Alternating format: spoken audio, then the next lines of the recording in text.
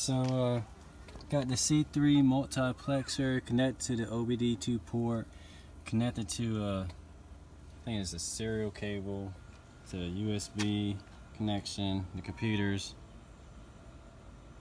Starting up the new hardware, then we're gonna get it set up. Alright, so I got everything connected, and found out you got to connect the USB cable to the back here where it says MUX for the multiplexer. But I'm still having an issue. You probably see me right here in the background. I'm letting this boot up where it's just not connecting to the car. So I checked it, and I go to my control panel here, and I go to system, and go to the hardware, device manager, and I got these two disabled for some reason. It keeps popping up, but in here in the port, the USB serial port is on COM2, which they say to do. So I mean, that's all right. So I'm gonna try to restart this and see, maybe restarting the computer helped it out or not, but it's making sense. So hit F2, F2, and go to cars, and go to F2,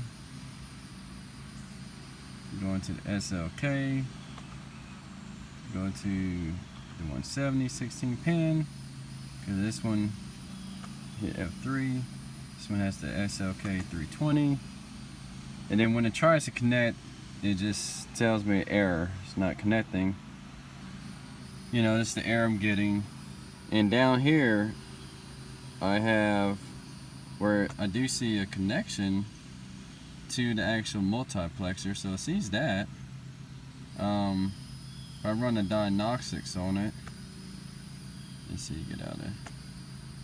You go to, I think it's multiplexer here, and I can run the diagnostics on it, or I guess get some information about it, and it shows up here. But then let's see, let's run the diagnostics. I'm not getting a signal from the power supply for some reason, so something's up there. We can start it, but it just it doesn't show a signal from power supply, so I gotta figure that out. Okay, so what I got into now is actually checking circuit. I think this is 31 or 30. I have to look on the schematics, but I got the pin on the fourth one. That's the ground here on the top. I could probably shoot a pin out schematic, and I got one there. And I'm actually getting 13 volts with the car off, so I know that circuit's working. So I'm gonna check this other circuit and see if I get anything out of that. So went ahead and did a pin on 4 and 8. It's probably kind of hard to see on the back of this. And I got the car on. I'm getting 12 volts out of it, so I'm getting voltage out of it. So something's wrong with a connection on this multiplexer. I'm thinking I'm gonna take this apart and take a look at the pins. Alright, so I got the software working. I actually had to change the USB to serial adapter, and now it's connecting. Okay, so here's the actual fault code saying that the fault is said that the vehicle equipment such as the seat belt buckles or passenger airbag was programmed as not being fitted, and seat belt buckles or passenger airbag are fitted to the vehicle.